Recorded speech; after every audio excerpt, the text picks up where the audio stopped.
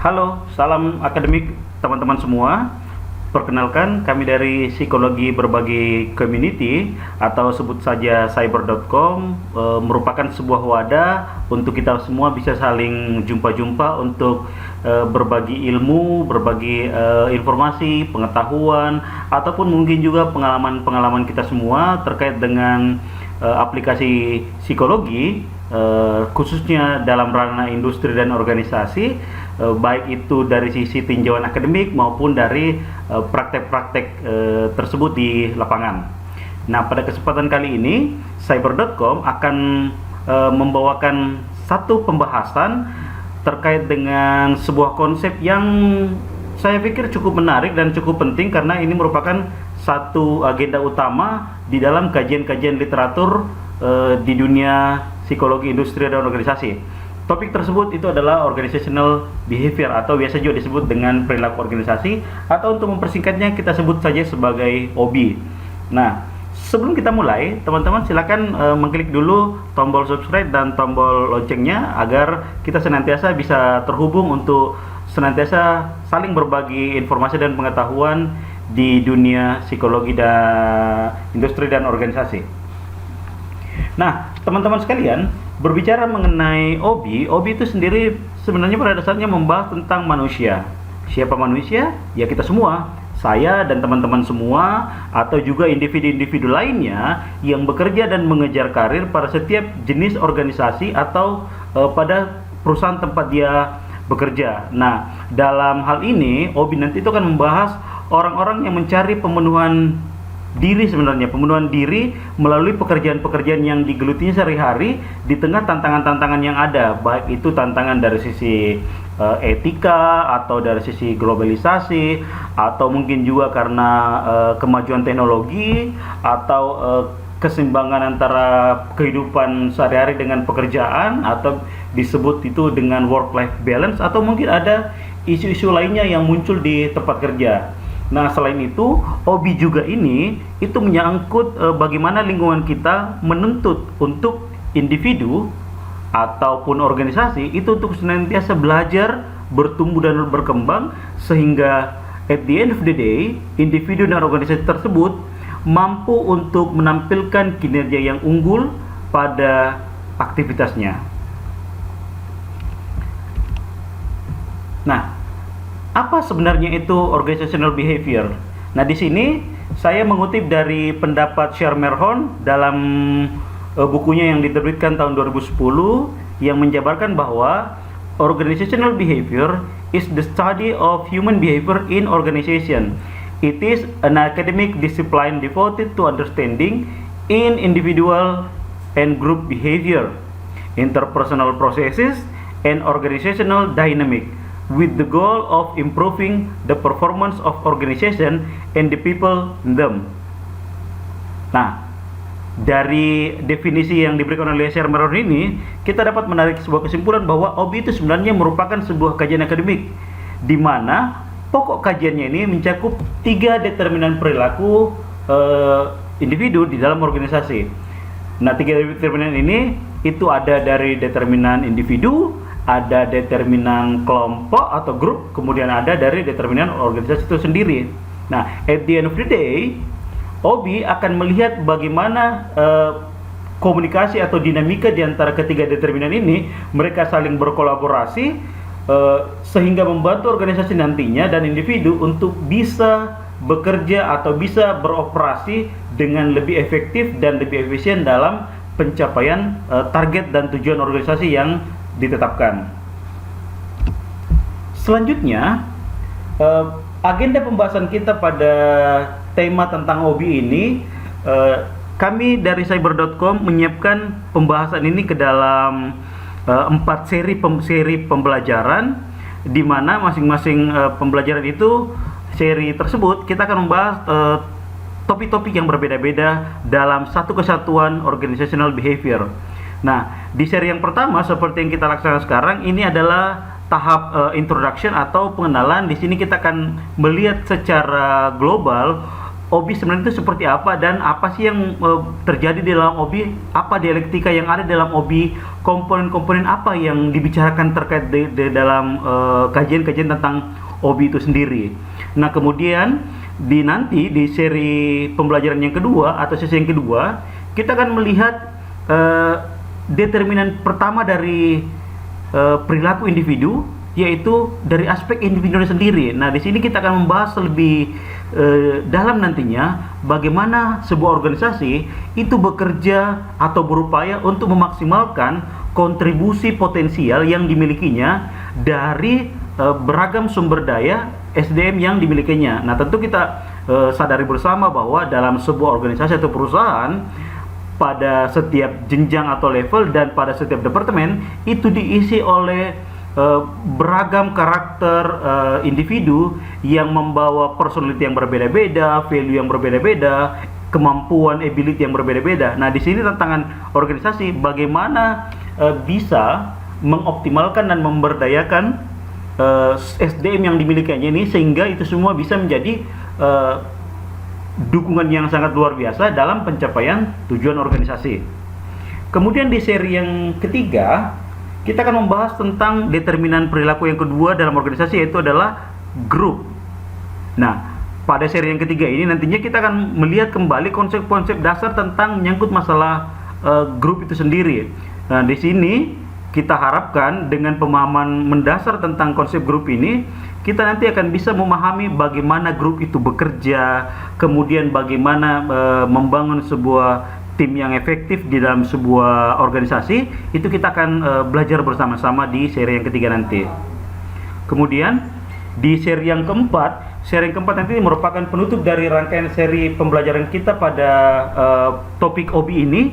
Di sini nanti kita akan membahas tentang organization system. Nah, di dalam seri penutup ini, di sini kita melihat dua aspek dari organisasi, baik itu dari sisi polisinya atau kebijakannya dan dari sisi strategi yang diambil oleh organisasi dalam menghadapi setiap tantangan yang dihadapi dalam aktivitas organisasi sehari-harinya seperti apa sebenarnya. Bagaimana organisasi itu supaya bisa survive, itu akan kita kaji di seri penutup nanti. Nah, seperti yang sudah saya paparkan tadi di awal bahwa ini merupakan seri pertama, seri pengenalan, maka pada kesempatan kali ini kita akan mereview secara singkat, secara in brief, shortly, itu kita akan lihat ketiga komponen atau ketiga determinan perilaku tadi. Nah, yang pertama itu adalah individu.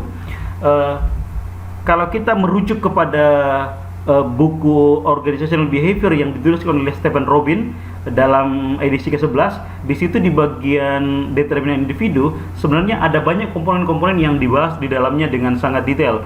Nah, cuman pada kesempatan kali ini Cyber.com akan memfokuskan ke dalam 5 subtopik pembahasan yang kalau kita berbicara masalah MSDM atau bagi teman-teman mahasiswa atau praktisi-praktisi di bidang psikologi industri dan organisasi pasti sudah sangat familiar dengan subtopik berikut ini. Nah, di sini kita akan membahas tentang masalah attitude dan job satisfaction, kemudian emotion dan mood, personality and value, decision making, dan yang terakhir di subtopik ini itu adalah kita akan membahas tentang motivasi. Nah, yang pertama itu adalah subtopik tentang attitude dan job satisfaction. Nah, di sini kita nanti akan membahas tentang bagaimana sebenarnya hubungan antara sikap dan kaitannya dengan perilaku. Nah, ini yang harus kita clearkan bersama untuk bisa kita memiliki visi yang sama bahwa yang mana sebenarnya dikatakan sikap, yang mana sebenarnya dikatakan sebuah perilaku. Apakah sikap itu sama dengan perilaku, perilaku sama dengan sikap? Nah, ini akan kita elaborasi nanti secara bersama-sama. Nah, untuk sampai ke situ, di dalam pembahasan nanti kita akan melihat 3 komponen sikap. 3 komponen sikap, kemudian kita akan melihat juga apa hubungan sikap dan perilaku ini, serta bagaimana sebenarnya sikap kerja yang utama yang sering acap kali muncul di tempat kerja. Kemudian menyangkut masalah job satisfaction, kita akan mengkaji bagaimana sebenarnya kepuasan ataupun ketidakpuasan karyawan dan dampaknya terhadap tempat kerja. Tuh. Nah, dalam pembahasan menyangkut masalah kepuasan kerja karyawan, di sini kita akan melihat nanti bagaimana konsep-konsep job satisfaction itu dan bagaimana mengukur tingkat kepuasan karyawan yang ada. Kemudian kita lihat apa sebenarnya yang menyebabkan penyebab utama dari kepuasan atau ketidakpuasan kerja dari karyawan, dan bagaimana kita sebaiknya merespon sebagai seorang praktisi MSDN tentunya, bagaimana kita sebaiknya merespon ketika yang muncul itu adalah ketidakpuasan dari karyawan kita. Nah, kemudian subtopik yang kedua kita akan membahas tentang emotion dan mood. Nah, di sini kita akan melihat nanti bersama-sama di mana letak atau di mana peran emosi dan mood ini dalam tempat kerja. Dengan kata lain, pertanyaan kritisnya sebenarnya adalah apakah di dalam tempat kerja emosi dan mood itu dibenarkan atau bisa diterima sebenarnya? Kalau diterima, sampai kadar mana emosi dan mood itu bisa diterima? Nah, dalam pembahasan detailnya nanti kita akan melihat nanti kita akan bedakan apa sih bedanya antara emosi dan mood. Apakah ini dua konsep yang sama atau justru yang berbeda sebenarnya sama sekali. Kemudian kita lihat nanti yang paling penting sebenarnya adalah bagaimana emosi dan mood ini sebaiknya bagaimana dioptimalkan, bagaimana dimanfaatkan oleh organisasi sehingga ketika emosi dan mood ini muncul, tetap produktivitas organisasi yang ditopang oleh produktivitas individu itu tidak terganggu. Nah, berikutnya yang ketiga itu adalah subtopik tentang personality and value. Nah, di sini kita lihat nanti perbedaan-perbedaan personality and value yang akan memunculkan atau menstimulasi perilaku yang berbeda untuk mencapai tujuan karyawan dan tujuan organisasi. Bagaimana sebenarnya perbedaan karakter ini itu bisa memunculkan perilaku yang berbeda tentunya. Nah, untuk sampai ke situ kita perlu nanti menyimak tentang konsep-konsep personality, bagaimana cara mengukur personality, faktor-faktor yang mempengaruhi personality yang kita akan kaitkan dalam setting atau dalam konteks industri dan organisasi. Kemudian pembahasan subtopik berikutnya itu kita akan masuk ke dalam subtopik decision making atau pengambilan keputusan. Di sini poin yang kita mau capai sebenarnya adalah bagaimana perbedaan individu dan batasan organisasi itu mempengaruhi setiap pengambilan keputusan yang dilakukan dalam sebuah organisasi atau perusahaan. Nah, di dalamnya nanti kita akan melihat di situ bersama-sama dinamika pengambilan keputusan dalam industri dan organisasi, baik itu di sebuah organisasi profit atau non profit. Kemudian kita juga akan membahas 3 kriteria kritis atau bisa dibilang 3 kriteria etis sebenarnya dalam mengambil keputusan di sebuah organisasi atau perusahaan, serta kita akan mencoba mengenali model-model bias pengambilan keputusan yang mungkin saja selama ini sering kita alami, sering kita lihat terjadi di lapangan. Kita akan kenali semua yang mana termasuk pengambilan keputusan yang bias tersebut. Kemudian kita sampai kepada subtopik terakhir untuk determinan individu adalah motivasi. Nah, berbicara masalah motivasi, saya sangat yakin dan percaya untuk teman-teman mahasiswa khususnya dari Departemen Industri dan Organisasi atau teman-teman psikolog dan praktisi MSDM, kajian ini bukan hal yang baru, bahkan mungkin sudah kita pahami bersama seluk-beluknya teori-teori motivasi yang ada selama ini. Nah, di sini kita akan coba nanti mereview kembali, merefresh kembali pemahaman kita tentang motivasi dalam konteks industri dan organisasi. Nah, bagaimana mengukur setiap teori-teori motivasi yang ada. Kemudian nanti juga di dalamnya kita akan coba membedakan kembali sebenarnya bisa dibilang dua paradigma utama dalam teori motivasi yang selama beberapa dekade terakhir ini bisa dikatakan mendominasi kajian-kajian literatur tentang konsep-konsep motivasi. Di dalamnya itu kita melihat ada dua, yaitu adalah konten teori dan ada proses teori. Kita akan coba lihat yang mana teori-teori yang bisa digolongkan ke dalam konten teori atau teori yang berbasis pada isi, dan yang mana teori-teori yang digolongkan ke dalam proses teori atau teori-teori motivasi yang menekankan pada proses kemunculan motivasi itu sendiri. Kemudian yang tidak kalah penting juga kita harus melihat nanti 3 komponen motivasi. Ini menjadi penting untuk kita bisa bersama-sama menjawab kapan seseorang atau kapan karyawan bisa dikatakan termotivasi dalam pekerjaannya.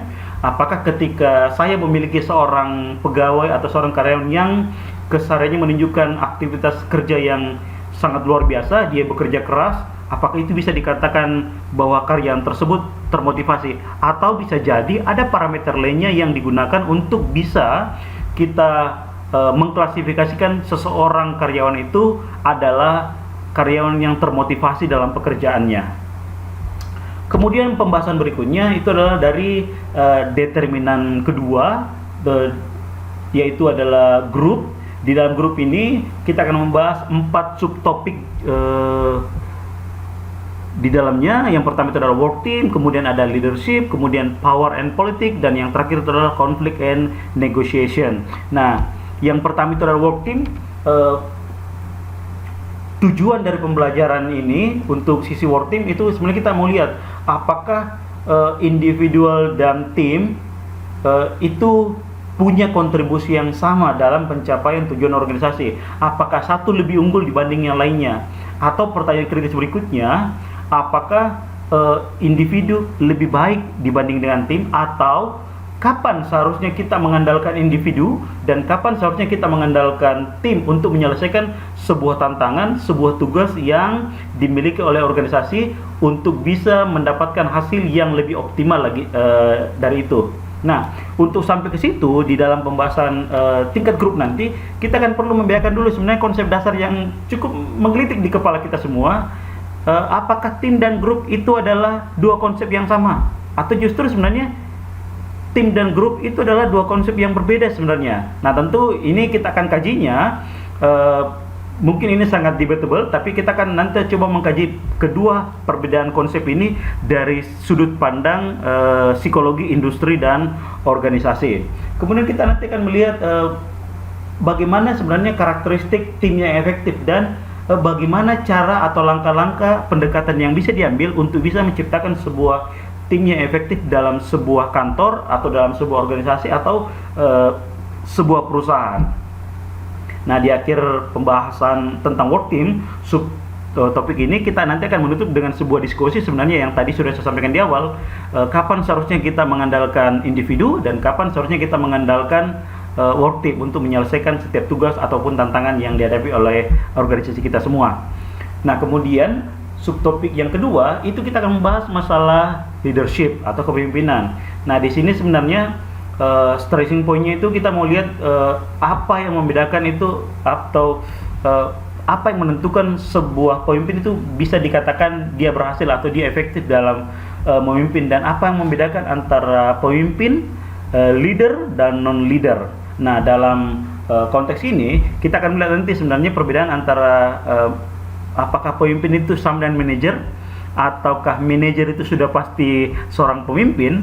Nah, ini yang kita akan bahas semuanya dengan mengaitkannya dengan beberapa teori-teori tentang kepemimpinan. Kemudian kita juga akan melihat beberapa teori-teori trait, karena yang menarik sebenarnya kalau dari setiap kita melihat literatur yang ada yang mengkaji tentang masalah kepemimpinan itu hampir dipastikan akan terkait dengan teori-teori trait.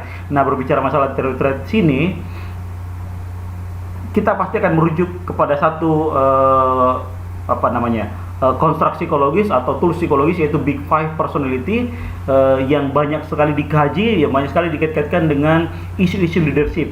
Nah, untuk mengukurnya pun selain Big Five Personality ini, beberapa literatur juga cenderung atau hampir dipastikan itu pasti menyinggung atau bersentuhan sedikit dengan pengukuran dari MBTI atau Myers-Briggs Type Indicator.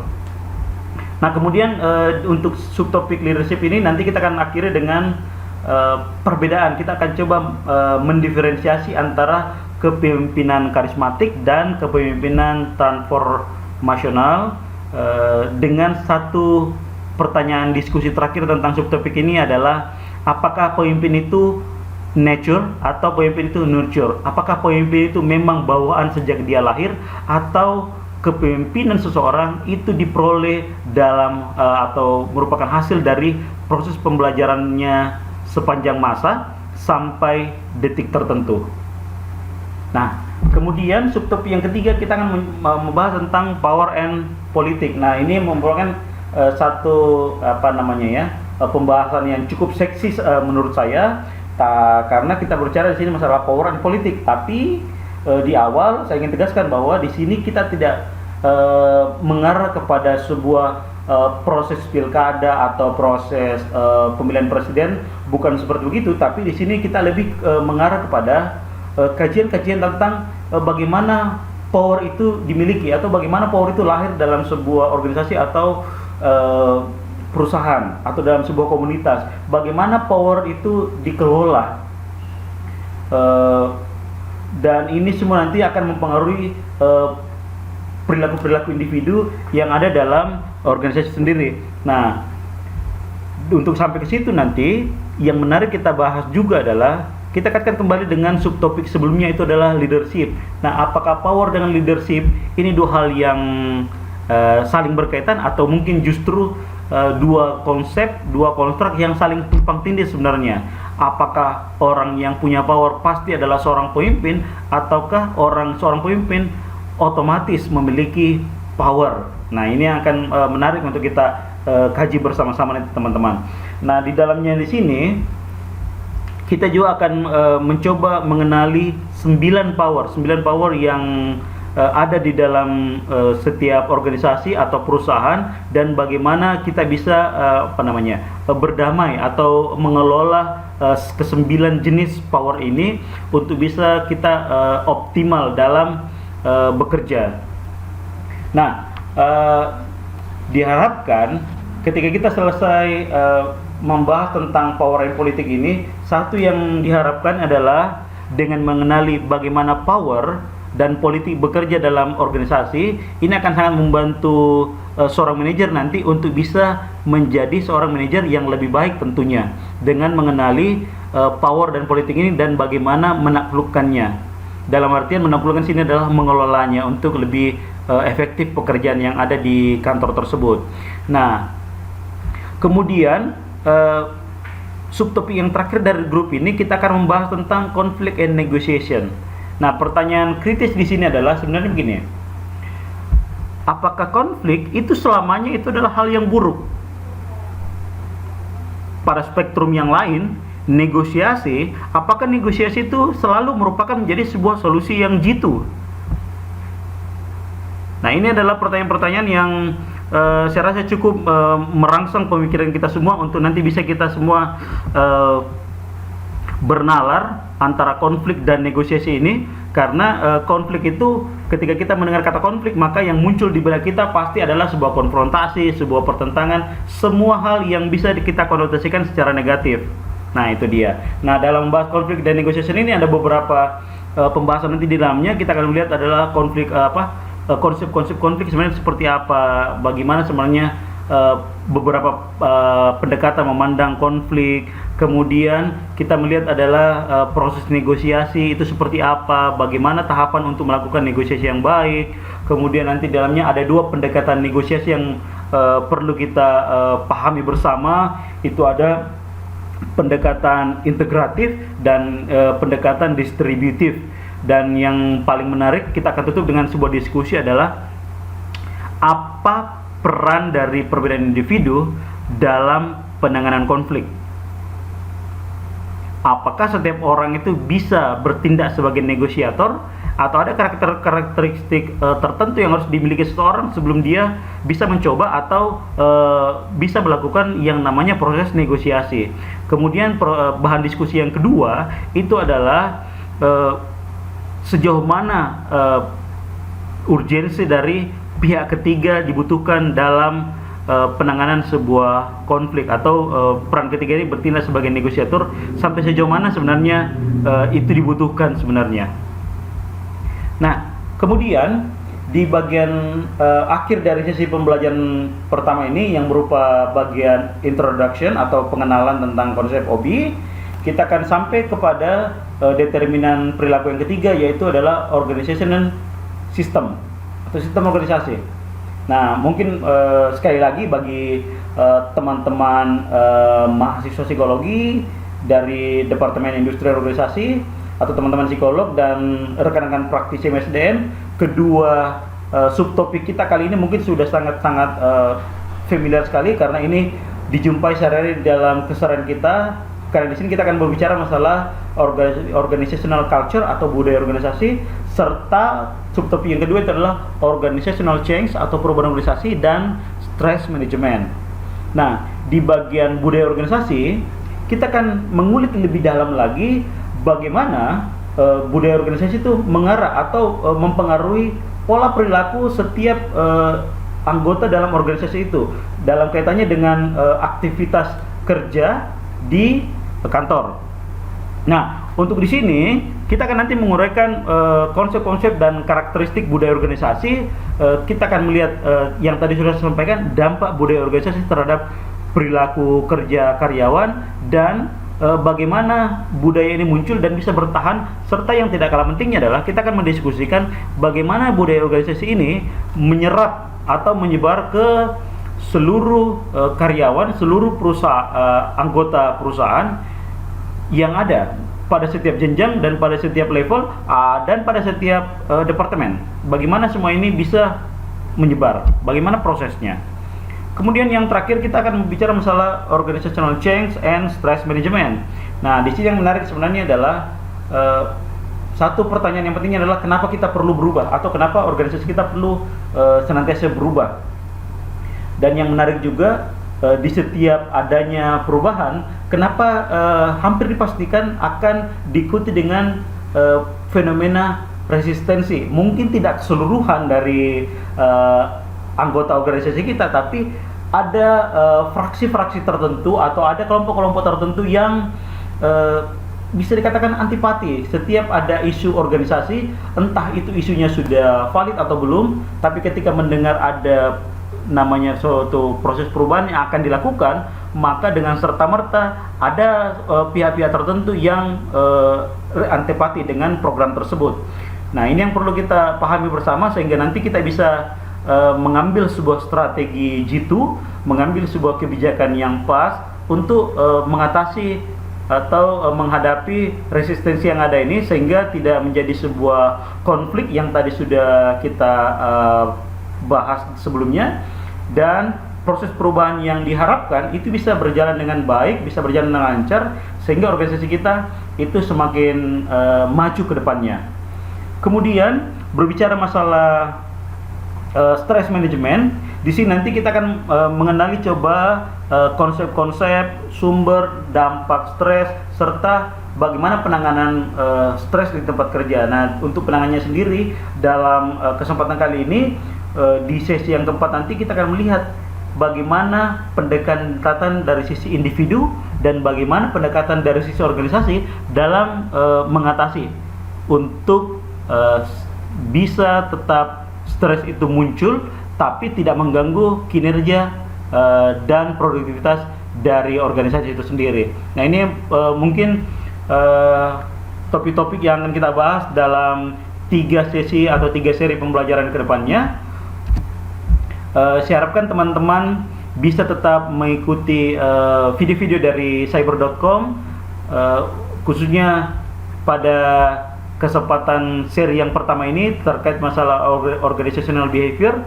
Nanti di seri yang kedua, seperti yang tadi sudah saya katakan bahwa di seri kedua kita akan membahas tentang determinan individu, di seri ketiga berikutnya kita akan membahas determinan kelompok, dan di seri yang terakhir, seri keempat, itu kita akan membahas determinan organisasi. Karena saya yakin dan percaya bahwa ketika kita memahami dengan baik, dengan cukup komprehensif ketiga determinan perilaku dalam organisasi ini, baik itu individu, kelompok, dan organisasi itu sendiri, maka kita semua sebagai psikolog ataupun sebagai mahasiswa yang berkecimpung di dunia industri dan organisasi, atau bahkan tidak menutup kemungkinan teman-teman yang concern di bidang MSDM, melalui pemahaman yang komprehensif ini nantinya sangat memungkinkan atau sangat mumpuni untuk bisa memberikan sebuah masukan atau sebuah rekomendasi kepada pihak manajemen untuk memahami setiap pola perilaku yang muncul di tempat kerja kita